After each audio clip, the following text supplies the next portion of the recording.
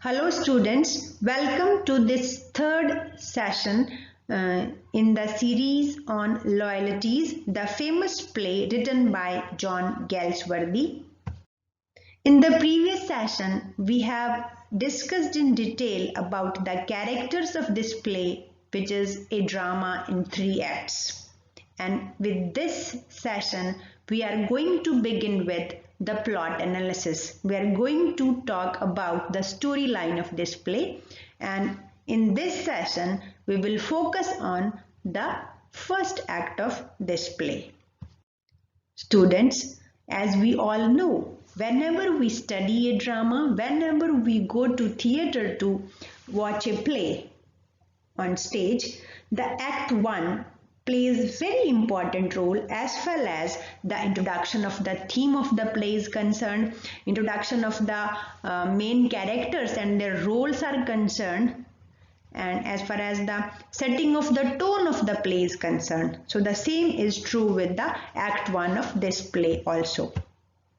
The act 1, whole of the act 1 takes place at Malden Court, which is a house of Charles Windsor near Newmarket, and this act is divided into 2 scenes. Scene 1 takes place at Charles Windsor's bedroom. Charles Windsor is the owner of Malden Court, and scene 2 takes place at D Levis' bedroom, and this act introduces the key episode. And what is the key episode? Key episode is a theft about £1,000 from the bedroom of Ferdinand D Lewis, a young Jewish guest of Charles Windsor. Students, now before discussing in detail the events or the actions which take place during these 2 scenes, we will divide all the actions or the events into 4 parts for a better understanding, for a clear understanding of the storyline. This act 1 begins with the conversation between Charles Windsor and his wife Adela, and then there is revelation about the theft by Ferdinand D Lewis.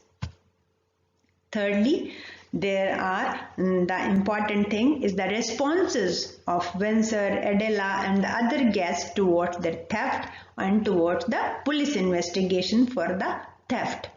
And fourthly, D Lewis' suspicion about Denny.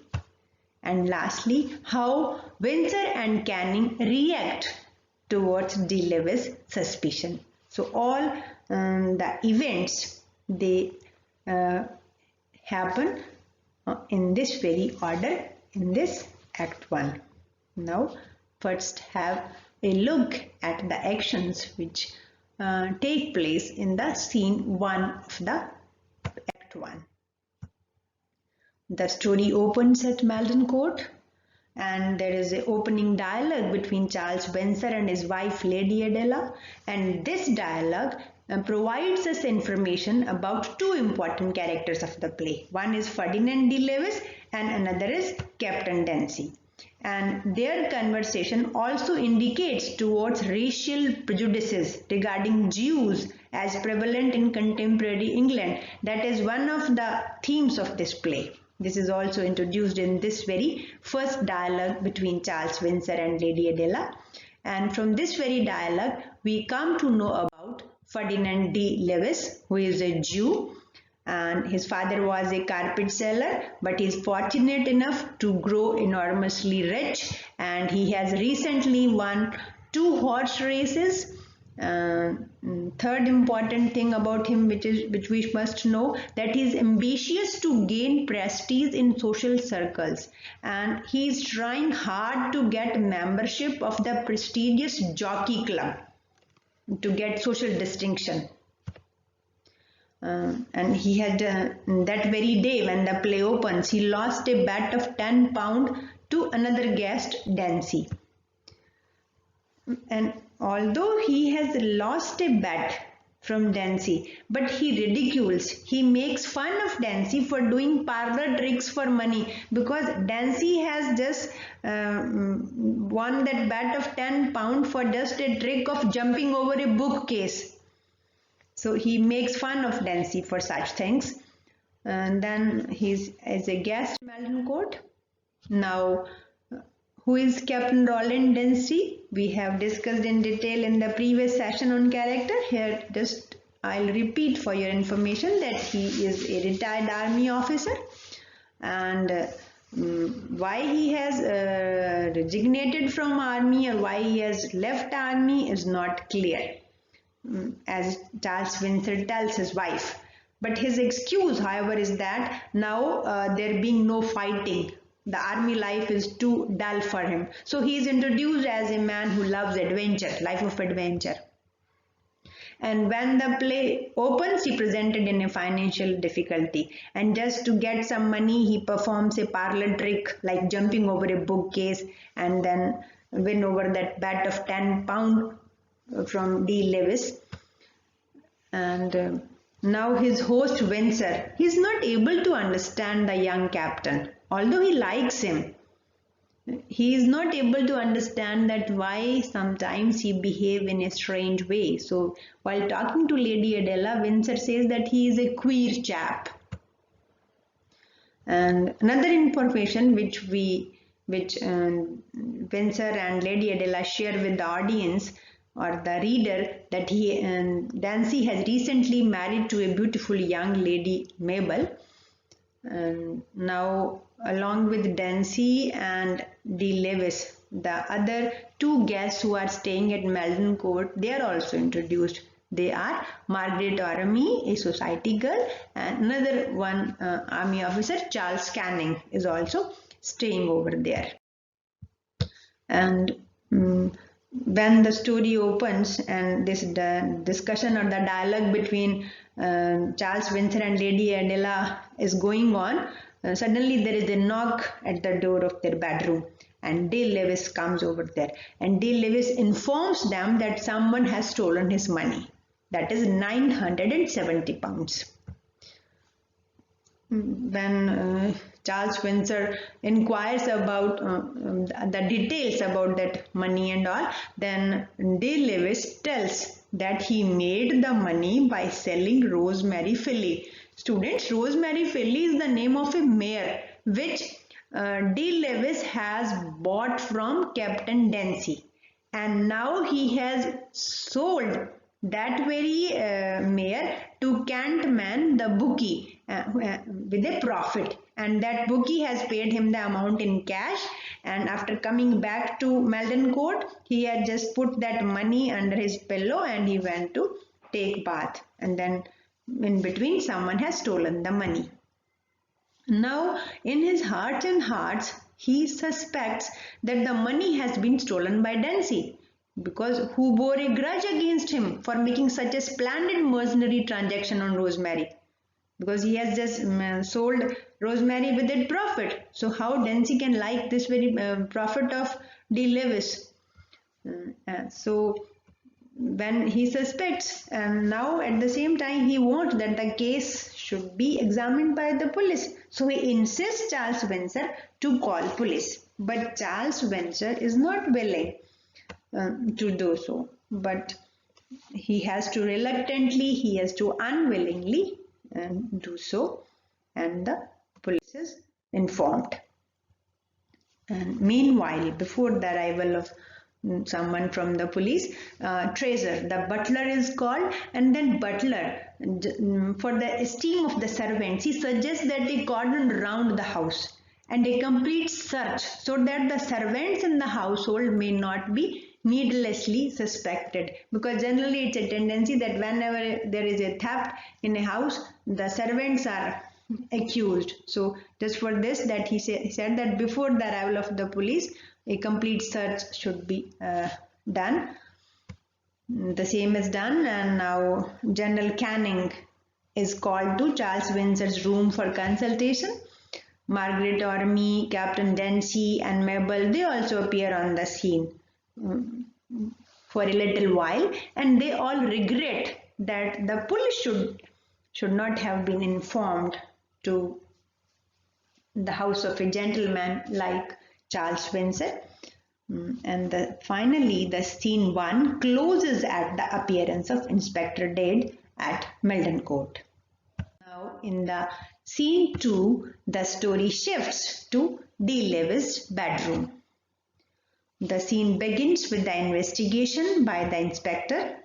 The inspector asks D Lewis to arrange the room as it was at the time of theft, and then he asks a lot of questions to D Lewis about his movements and also about the time when he came up, the time when he went to take his bath, and the time he spent in undressing. And after having completed his investigation, the inspector suggests 4 possible ways in which the money could have been stolen.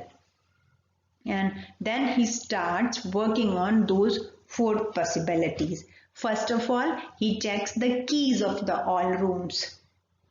So that just to make sure that the door was not opened with any one of them.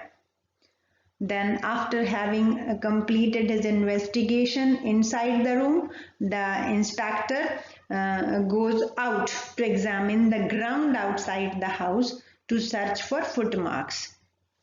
So as soon as this inspector leaves D. Levis' room, then D. Levis very contemptuously tells General Canning that he knows about the thief, and then he tries to convince Canning that it is Dancy only who has stolen his money.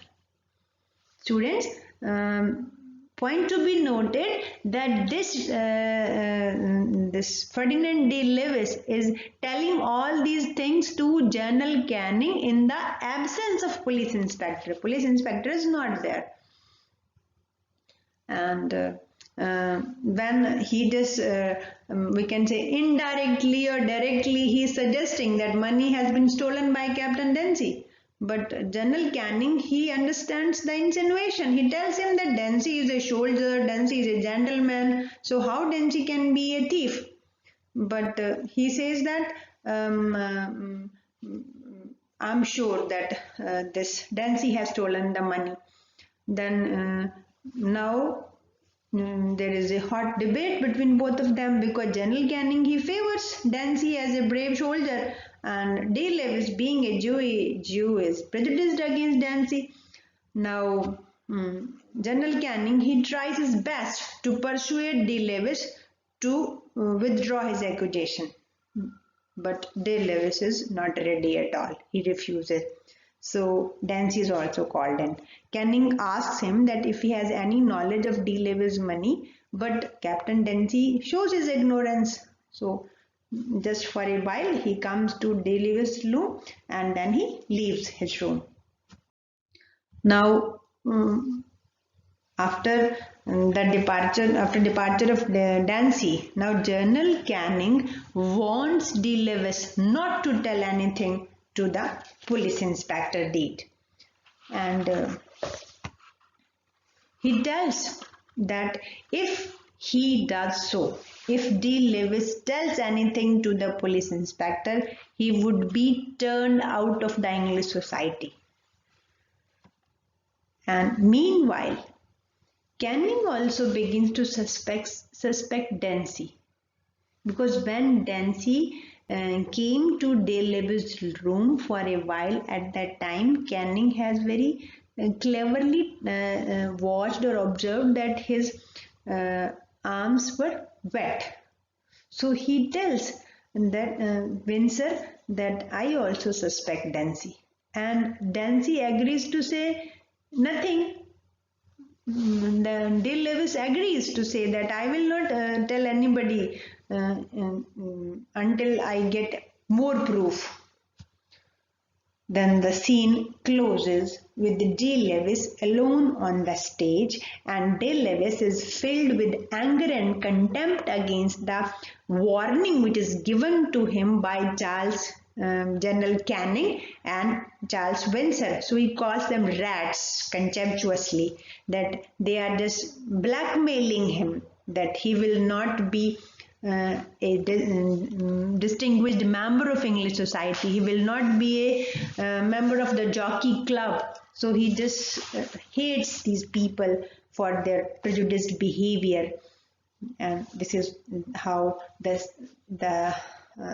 second scene closes. Students, so in this way, all the events or the actions that take place in the Act 1, just have a brief look. 8 of the 20 characters in this play are introduced in this Act 1. And the characters who appear on the stage are Charles Spencer and Lady Adela, as the play begins with their dialogue. Then Ferdinand D Lewis and Inspector D, they also appear on the stage. And General Canning, Margaret Aramy, and Tracer the butler also appear on the stage. And at the same time, Captain Dancy and his wife Mabel, their presence is also recorded. They also appear for a while on the stage. And one more important thing to know, that there is brief stage direction at the appearance of each character. This shows the craftsmanship of Galsworthy as a playwright. Students, when you will read the play in detail, when you will read the text of the play, you will find that how Galsworthy has made his character lively with the detailed but brief, very briefly and accurately he has given the stage directions. Another very important thing, lastly, the theme of the play, racial prejudice and at the same time loyalties, that how General Canning, he knows, he feels that Dancy has stolen the money, but still he is not accusing him, he is favoring Dancy. So this type of loyalties and the racial prejudice against Jews is also introduced in this first act. So student, this is all about the events or the action that take place in the Act 1 of this play. Stay tuned. In the next session, we will talk about Act 2. Thank you.